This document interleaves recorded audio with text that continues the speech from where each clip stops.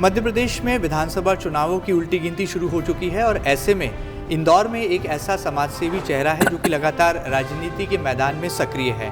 कहा जाता है कि वो दिलों के राजा हैं।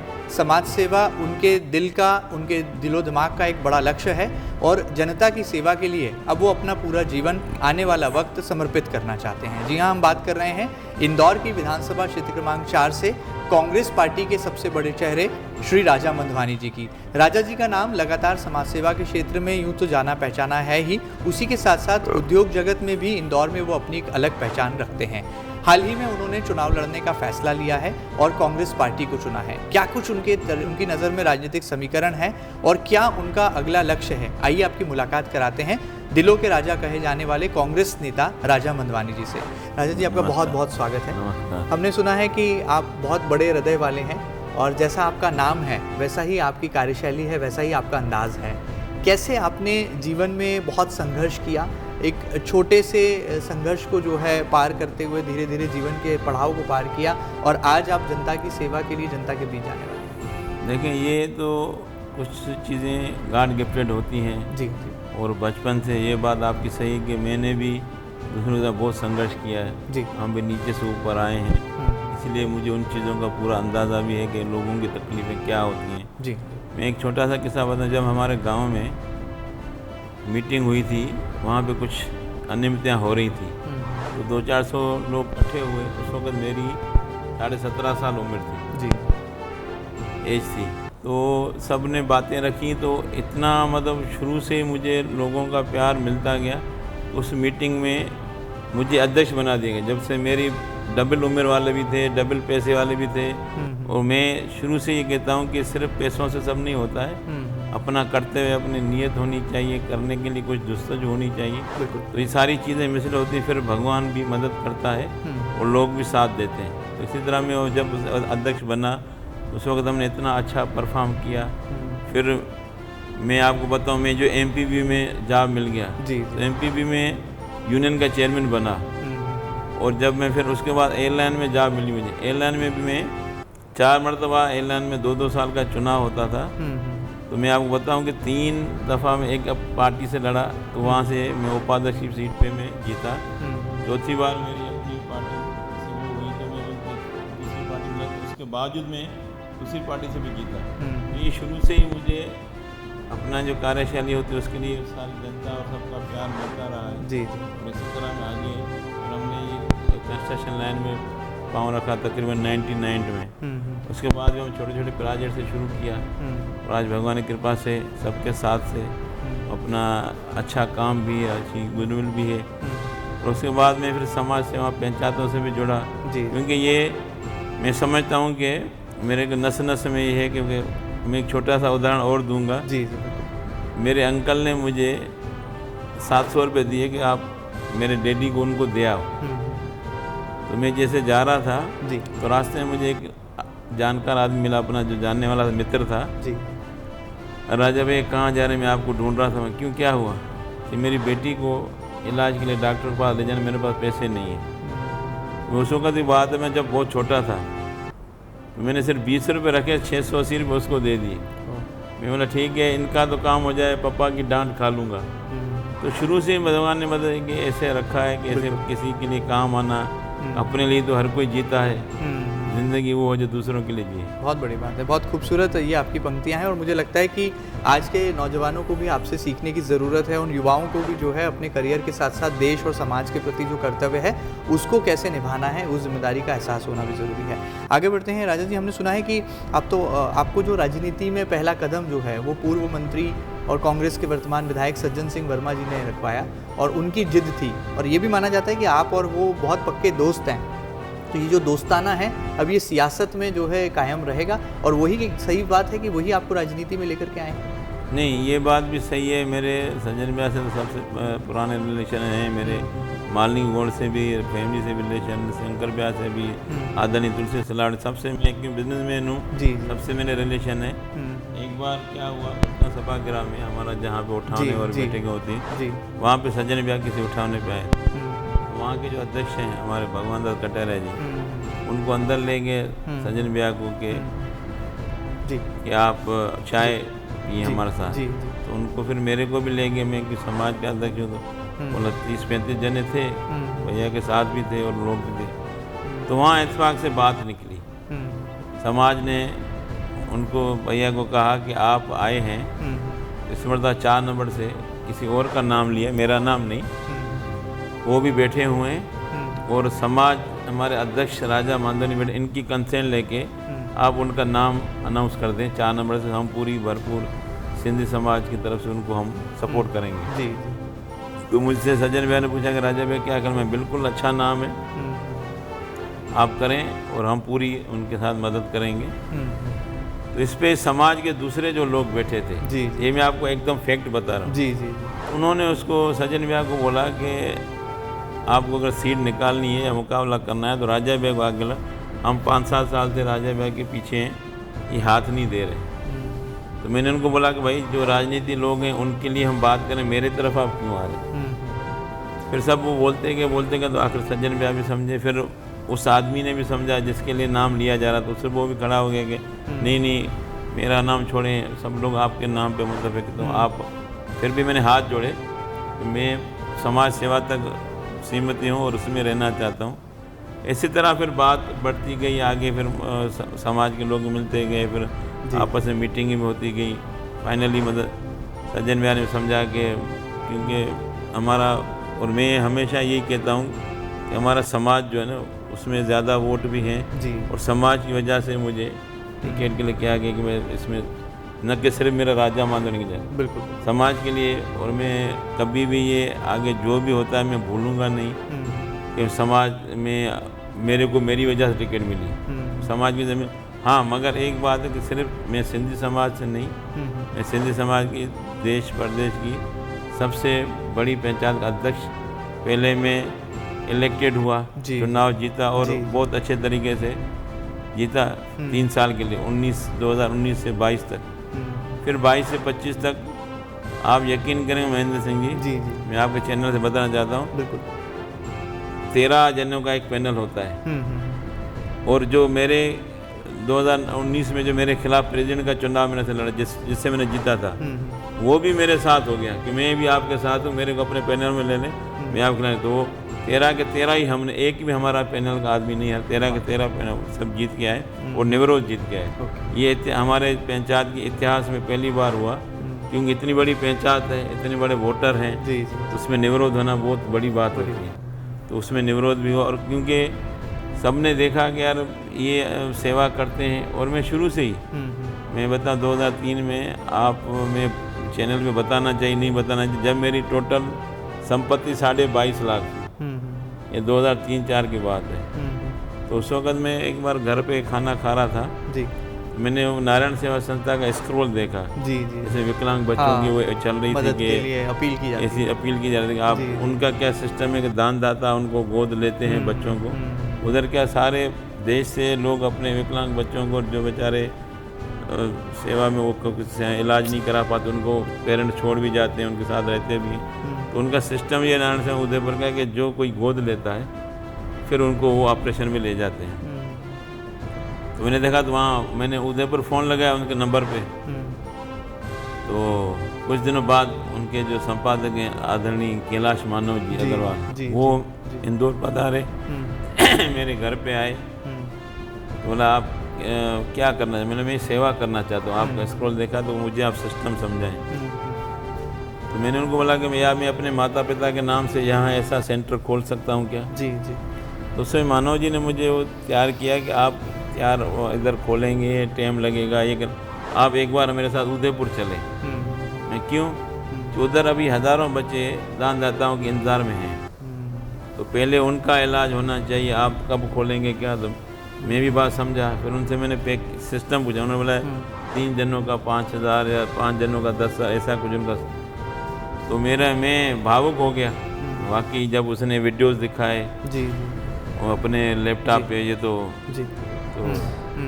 मैंने उनसे पूछा सबसे बड़ा पैकेज क्या है, और सबसे बड़ा पैकेज 521 बच्चों का, उसका उस वक्त 7 लाख या 7.5 लाख था। तो मैंने एक क्षण नहीं लगा, मेरी टोटल संपत्ति जिसमें 7.5 लाख का 7 लाख का फ्लैट भी था, कुल 15 लाख, उसमें से मैंने ये से समझ अपनी पूरी संपत्ति का 33% मैंने दान कर दिया। डन कर दिया उनके साथ, उनको चेक दे दिए मैं पहले। तो आप तो अभी भी मतलब वो जो बच्चे हैं उनके ऑपरेशन होते हैं, उनकी लिस्ट मेरे पास आती है। अभी तो बहुत समय हो गया है, और उनका मतलब ये है कि अभी भी पालन पोषण जब तक वो अपने पाँव में खड़े तब तक हमारी जिम्मेदारी है। तो मैं उनसे जुड़ा हूँ, और उनसे नारायण सेवा संस्था का एक सिस्टम है कि जो अच्छे तरीके से जुड़े रहते हैं बड़े दानदाता, तो उनकी वहाँ म्यूज़ियम टाइप बना, तो उसमें मेरी माता पिता की मूर्ति भी वहाँ लगी है। बहुत बड़ी बात है, मतलब आपके ये स्वभाव में है एक तरह से लोगों की मदद करना, जनता की सेवा। हाँ, वो किसने करा था मैं समझ भगवान ने करा, नहीं तो आदमी अपनी 33 का परसेंट नहीं करता। मगर मुझे बहुत ईश्वर ने आपको माध्यम बनाया। हाँ, ईश्वर ने मुझे माध्यम बनाया। बिल्कुल, बहुत बड़ी बात है। चलिए थोड़ा सा चुनाव पर आते हैं। आपके बारे में बहुत हमने सुना है कि आपको कमलनाथ जी का तो आशीर्वाद मिल गया है, दिग्विजय सिंह जी का आशीर्वाद मिलना बाकी है। जैसे ही दिग्विजय सिंह जी ग्रीन सिग्नल देंगे आपके नाम का ऐलान हो जाएगा। इन बातों में कितनी सच्चाई है? नहीं, मैं असल में क्या है, मेरा काम है प्रयास करना। जी। मैं समाज के लिए और सब सारे शहर के लिए, मैंने पहले ही बताया कि मैं सिर्फ सिंधी समाज, जो भी समाज है, जैसे मैं नारायण सेवा से जुड़ा हुआ हूँ जी, और लायंस क्लब का भी 2 माह प्रेसिडेंट भी रहा हूँ, जोन चेयरपर्सन भी रहा हूँ। फिर अभी हमारे अदब की महफिल है, उसमें शहर के सब गणमान्य, उसमें भी मैं संयोजक हूँ। तो मेरा शुरू से ये है कि मैं जातिवाद इन चीज़ों से खिलाफ हूँ। ठीक है, अपना समाज है, मगर हमें सारा जहाँ भी ज़रूरत है। जी। और आज भी मैं क्या बताऊँ, बताना चाहिए, कोई भी आता है खाली नहीं जाता है, जिस भी कास्ट का हो, जिस भी उसका। और मैं इसी का नतीजा है कि मुझे हर जगह अपने समाज में से आप दूसरी जगह जाता हो, इतना प्यार मिल रहा है। तो मैं तो हैरान हूँ कि इतने लोग जो है ना, इतने समर्पित लोग जिस पार्टी में हैं, वो पार्टी हार क्यों रही है? बिल्कुल ठीक है। तो उनका मैंने देखा कि उनका सिर्फ दुख दर्द बांटने वाला होना चाहिए, उनको उत्साह करने वाला हो। तो अभी भी उनमें वो इतनी एनर्जी है कि वो पार्टी के लिए काम भी करेंगे, उसको जिताने की कोशिश भी करेंगे। कमलनाथ जी का आशीर्वाद तो आ गया है आपके पास। मुझे क्या है, मैं अपने कर्तव्य पे, अपने कर्म पे विश्वास रखता हूँ। और मुझे सबसे बड़ी जो चीज़ अभी जो मैं टिकट वाली बात है, कमलनाथ जी का भी हम आदरणीय दिग्विजय सिंह से मिल के आए हैं। मेरे समाज से पहले समाज वाले, दूसरे समाज, सब क्षेत्र के जो लोग थे, मंडल दूसरे सब मेरे साथ थे। मैंने कमलनाथ जी से भी मुलाकात हुई, मतलब हमारा प्रोग्राम था वहाँ पे, फिर दिग्विजय सिंह जी से मुलाकात है। मेरा काम है अपना पेश करना। मैं क्यों, एक बात तो सारे समाजजन, सारे क्षेत्र वाले, हमारे 4 नंबर के जो कार्यकर्ता हैं, जो जनता है, कि ये आदमी देने वाला है, लेने वाला, इतना तो विश्वास में बहाल करने में कामयाब हुआ हूँ। बिल्कुल ठीक। और आगे भी मेरी ये कोशिश रहेगी कि मैं उनकी इन्हीं काविशों पे पूरा उतरूँ। बिल्कुल ठीक बात है। चलिए बहुत बड़ी बात है, और मुझे लगता है कि आप जैसे अच्छे लोग राजनीति में आएंगे तो इस क्षेत्र में भी जो है पवित्रता का जो है और एहसास बढ़ेगा। आगे बढ़ते हैं। राजा मंदवानी जी, एक सवाल आपके विरोधियों की तरफ से आता है। बार बार लोग ये सवाल करते हैं कि राजा मंदवानी जी तो एक वेल इस्टेब्लिश्ड नाम है, उद्योग जगत का एक बड़ा टाइकॉन है, और वो राजनीति में आकर करेंगे क्या, और विधायक बनकर राजा मंदवानी जी करेंगे क्या? आपके पास क्या ऐसा प्लान है, क्या ऐसा विज़न है आपके पास कि विधायक राजा मंदवानी जी यदि मौका देती है जनता तो ये करके दिखाएंगे? क्या कहेंगे? ये बात सही है। पहले तो मैं भोलेनाथ का बहुत हमेशा मैं उसका शेष है, उसका संतोषवादी भी हूँ। जी। मुझे उसने बहुत कुछ दिया है, बिल्डर भी बनाया, बिजनेसमैन भी बनाया, उसके बाद गुडविल भी दी है। जी। अभी लोग कहते हैं कि हमें राजा भैया से मिलने के लिए बाहर 1 घंटा इंतज़ार करना पड़ा। मुझे, मेरे पास टाइम भी कम है, मगर सिर्फ मेरा एक जो खून में बसी हुई सेवा। तो मैंने जब देखा कि एक तो समाज ने और दूसरा सज्जन बयान को जब उन्होंने परखा, उनका तो प्रोत्साहन मिला, साथ ही मैंने ये देखा कि अगर कुछ मैंने उसमें भी हाँ करने में भी 1-2 महीने लगाए, क्योंकि मैं ये नई चीज़ थी मेरे लिए। जी। फिर हमने सोचा कि ईश्वर कुछ और, क्योंकि देखें कोई भी काम करने के लिए, चाहे सेवा हो या और कोई काम, थोड़ा पावर तो लगता ही है। तो जहाँ अभी जैसे हमारे पास, हम समाज के बड़े हैं, तो बहुत सारे फैसले आते हैं, किसी का क्या, खासकर रिश्तों के लिए।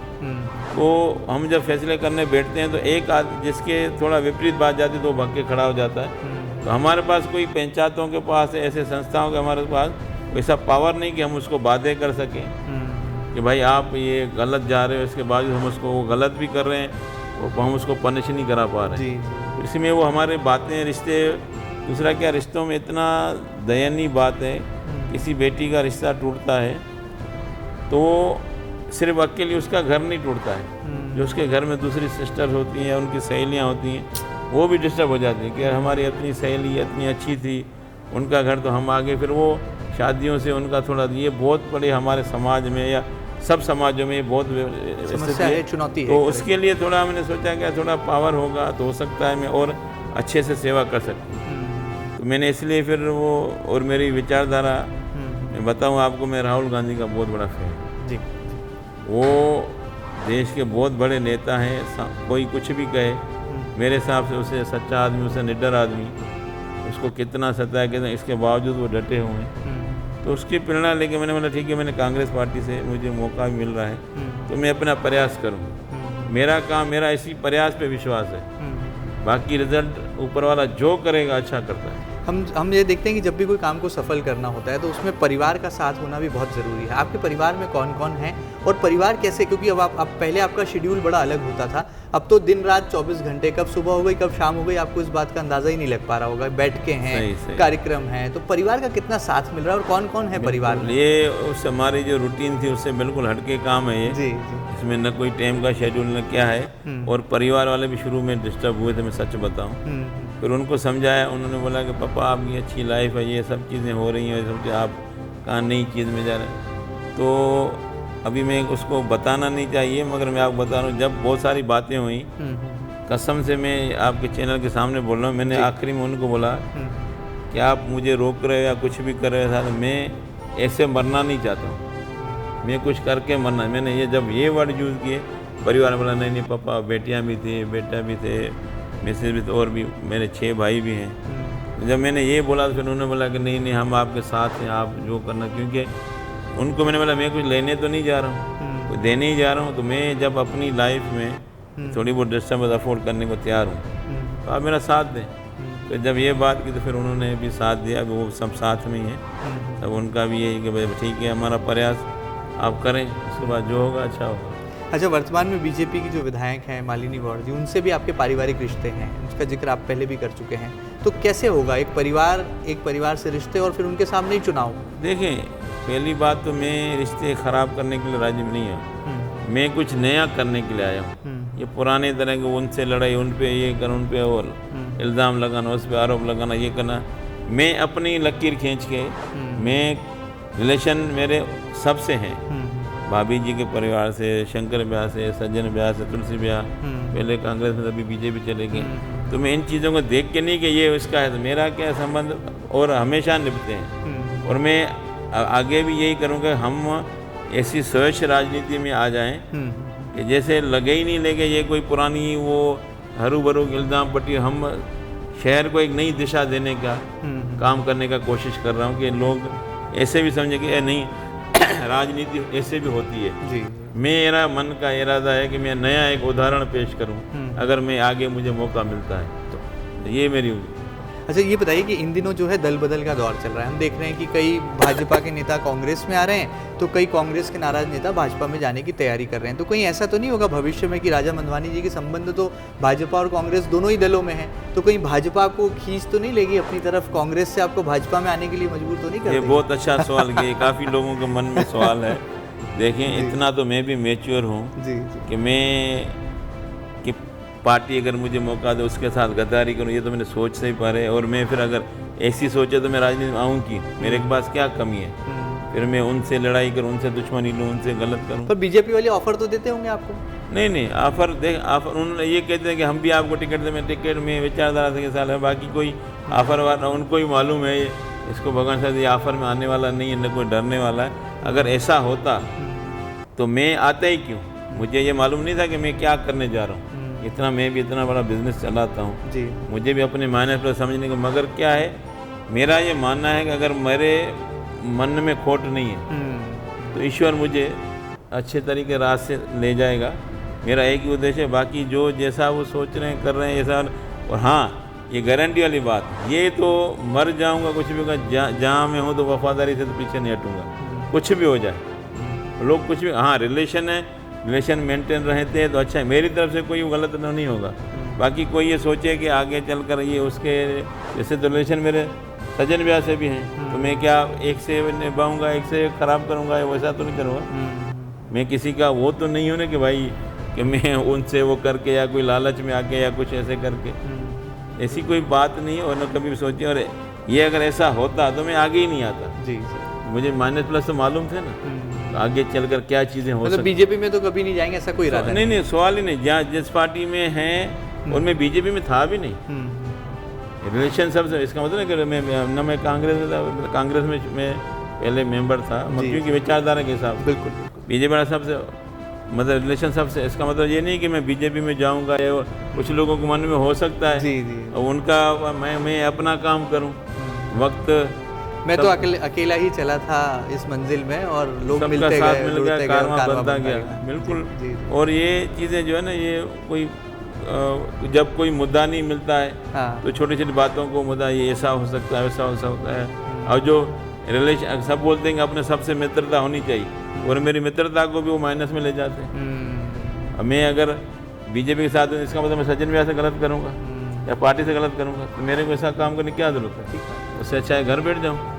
बिल्कुल ठीक बात है। अच्छा ये बताइए कि अगर आप विधायक बने और जनता ने, पार्टी ने मौका दिया, तो पहला वो कौन सा काम होगा जो कि विधानसभा 4 नंबर के लिए आप करेंगे, क्योंकि इसे अयोध्या भारतीय जनता पार्टी मानती है।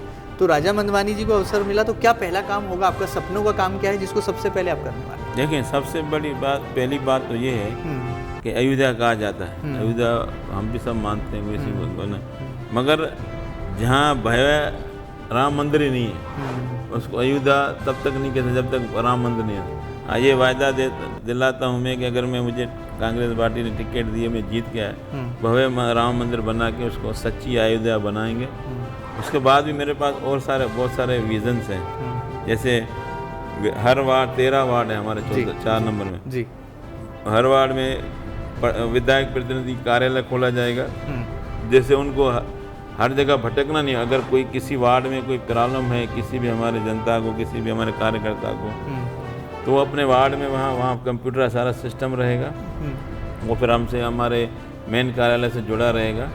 हम क्या है, ऐसे नहीं आके बस वो, हम पूरा विज़न लेके मैं आ रहा हूँ। और बहुत सारे ऐसे मूलभूत सुविधा था, ये प्रॉब्लम तो हैं, ड्रेनेज का, ये सिर्फ उसमें ये कि हमारे पॉपुलेशन के हिसाब से हमारे एरिया में टंकियाँ हैं, हमारी पॉपुलेशन के हिसाब से हमारे पास ड्रेनेज सिस्टम है, उसका सुधार करना।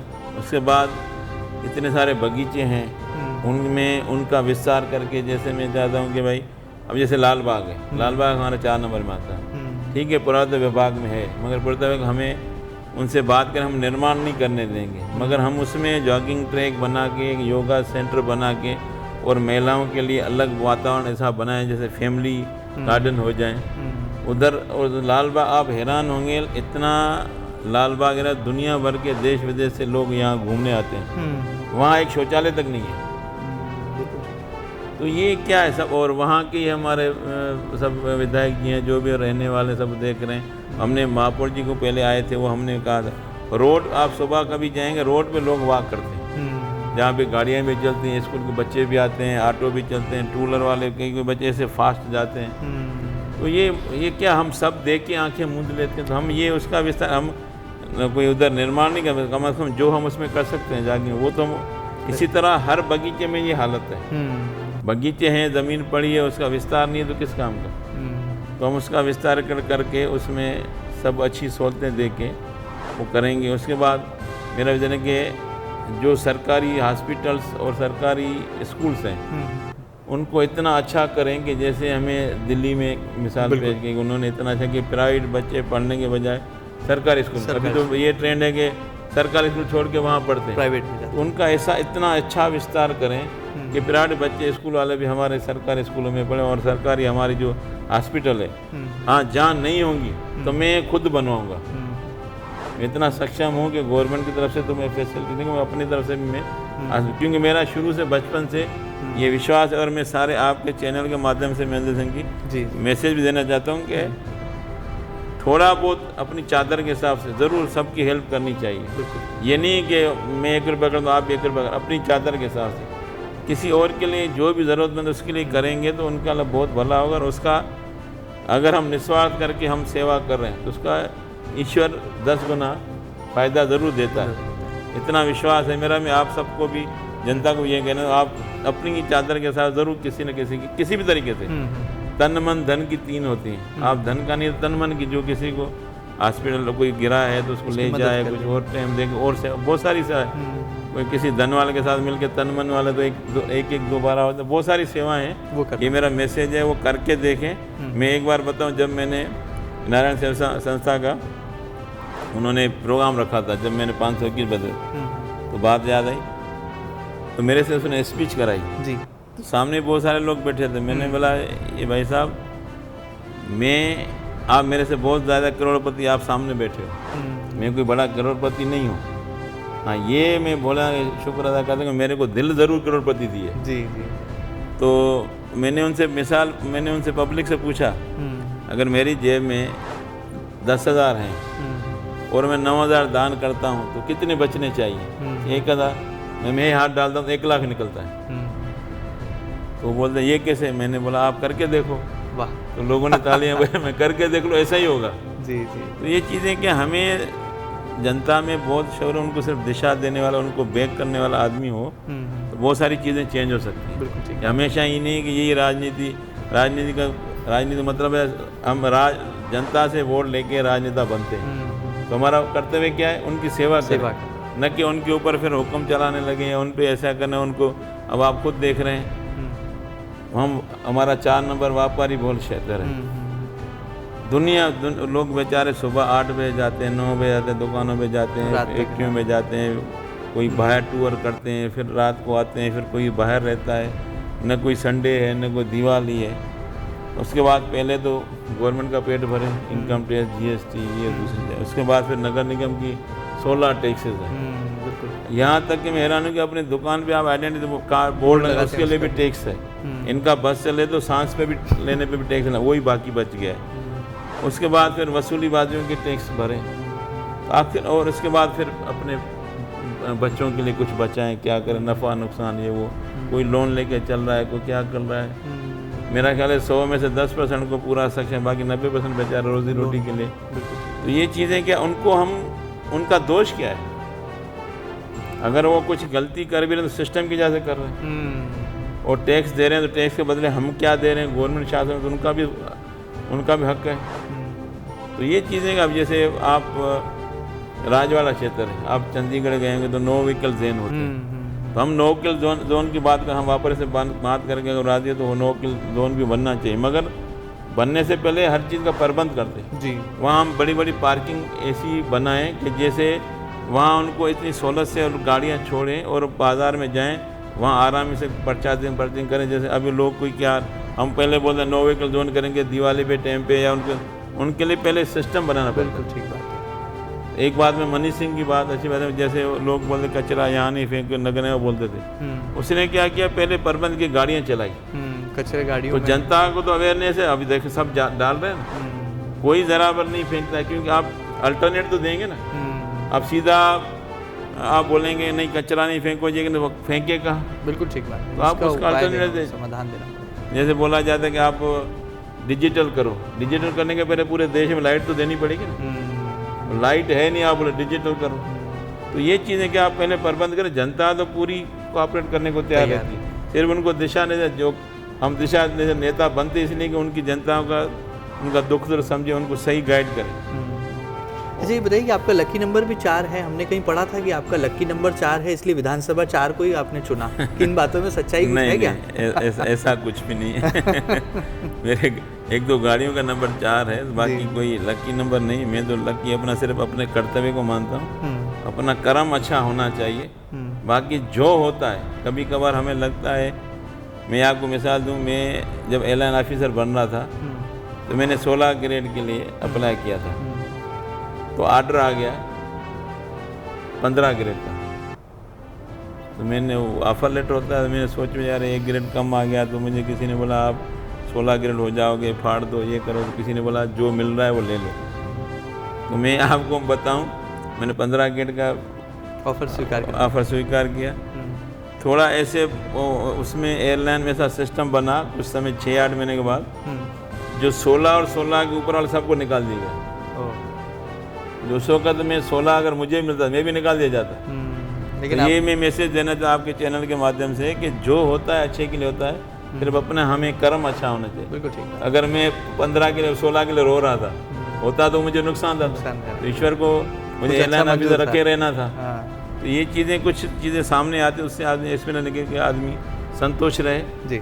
आप नीचे देखेंगे तो आप तो बहुत बड़े करोड़पति अरबपति भी कहलाओगे, ऊपर देखोगे तो फिर तो आपको हर चीज़ में कमी दिखेगी।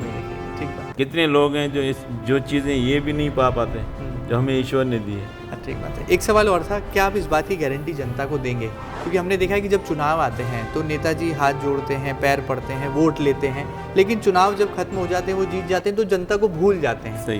पहले जनता उनके लिए भगवान होती है और फिर बाद में वही भगवान चक्कर लगाते हैं। तो आप इस बात की गारंटी देंगे यदि आप MLA बने तो जनता के इस दर्द को भी दूर करेंगे और भूलेंगे नहीं? बिल्कुल, मैं जनता के दर्द को भी दूर करने की कोशिश कर रहा हूँ। जो हमारे कार्यकर्ताओं में जो विपरीत परिस्थिति में वो 30-35 साल से में काम कर रहे हैं, क्योंकि ये सीट काफ़ी समय से भाजपा के खाते में जाती है। फिर भी मैं उन आपके चैनल के माध्यम से उनको सैल्यूट करना चाहता हूँ। हमारे कार्यकर्ता इतना वहाँ मैंने देखा भेदभाव होता है कि नगर निगम के पानी के टैंकर जाते हैं, ये कांग्रेस के घर इसको पानी नहीं दो, इसको ये कांग्रेस के इसको ये नहीं दो, फिर भी वो डटे हुए हैं। तो और क्या चाहिए कांग्रेस को? सिर्फ चाहिए ये कि उनको सपोर्ट करें, उनको बैक करें। उन बेचारों को कुछ भी नहीं चाहिए। टेबलें रखने, चुनाव के मैंने सुना है कि टेबल रखने नहीं देते। अब वो लड़ने में तो हमारा लीडर जो लड़ता है वो भी उनके सपोर्ट में नहीं। तो ये चीज़ें क्या है जो मैंने सब देखा है। तो अगर मैं भी उन पुराने नेताओं की तरह या जैसे वो पुरानी कहावत है भूल गया तो फिर मैं तो कुछ ज़्यादा नहीं ये बोलूँगा, मेरे से ज़्यादा कमी ना कोई नहीं होगा। मैं ये नहीं बोला, मगर ये मेरे मन की जो बात हो जी। चलिए, आखिर में जाते जाते आपने बहुत सारी बातें की। इंदौर की जनता के लिए, आपकी विधानसभा क्षेत्र की जनता के लिए क्या मैसेज होगा? हमने जैसा कहा कि आप नाम के ही राजा नहीं, आप दिल के भी राजा हैं, बातों के भी राजा हैं और भाग्य से भी आपको जो है ईश्वर ने राजा प्रदत्त जीवन दिया है। तो अब राजा बनकर प्रजा की सेवा करने के लिए आप पूरी तरह से तैयार हैं, जाने वाले हैं चुनाव मैदान में। तो क्या संदेश आप देना चाहेंगे? संदेश यही कि आप कर्मठता से, मैं सिर्फ इतना बोलता हूँ, आप मेरी बातों पे भी वो नहीं जाए। आप समझदार लोग हैं, अपना आंकलन ज़रूर करें कि हमें बुरे भले की पहचान करनी चाहिए। हम सिर्फ ये जो नफ़रत और मोहब्बत आप और ये धर्म विचार ये चीज़ें करके डरा के जब वो आएगा तो ये हो जाए।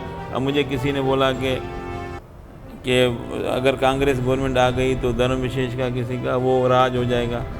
तो ये हम छोटी सी बात समझ नहीं पा रहे हैं कि हमें वर्गलाया जा रहा है, बांटा जा रहा है कि 60-65 साल कांग्रेस ने गवर्नमेंट किया, उस वक्त धर्म विशेष का राज था क्या? या ये हैं तो हिंदुओं का वो होगा तो हिंदू में इनके रोर में हिंदुओं का क्या उत्थान हो गया? तो इन चीज़ों को आप समझें। और मैंने व्यापारियों की जैसे बात करी, आप हर चीज़ में सोच समझ रखते हैं कि आप सिर्फ दूर कहीं नहीं जाएं। मैंने सिर्फ बोला कि 15 महीने के कमलनाथ जी का जो समय था गवर्नमेंट करने का और 18 साल का शिवराज जी का, उनमें सिर्फ भेंट कर लें तो आपको सब दूध का दूध पानी का नज़र आएगा। और आप बाद में शिकायतें करते रहते हैं कि नेता हमारा काम नहीं करता, तो कुछ गलती जनता की होती। जनता जो है ना भावुक होकर उसी किसी की बातों में आके डर के आ जाए, नफरतों के चक्कर में आके गलत जगह वोट दे दो। अगर मैं आप गलत है तो मुझे भी वोट नहीं दे। ये आंकलन करना आप जनता का काम है।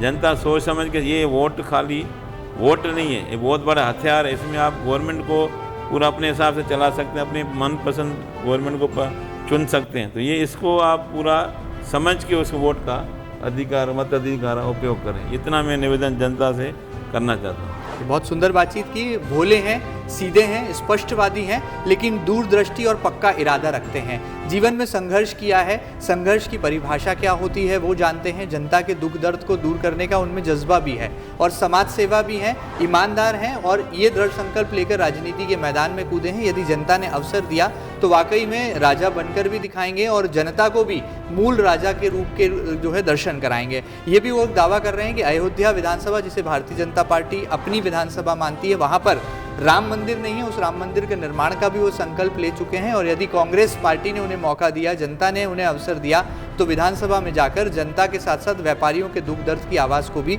बुलंद करेंगे और समस्याओं को समाधान का रास्ता दिखाएंगे। MP न्यूज़ पर फिलहाल इतना ही। ये खास बातचीत आपको कैसी लगी हमें ज़रूर बताइएगा और ताज़ा तरीन खबरों के लिए लगातार बने रहिएगा आपके अपने न्यूज़ चैनल MP न्यूज़ के साथ। फिलहाल दीजिए इजाज़त, नमस्कार। बहुत बहुत धन्यवाद।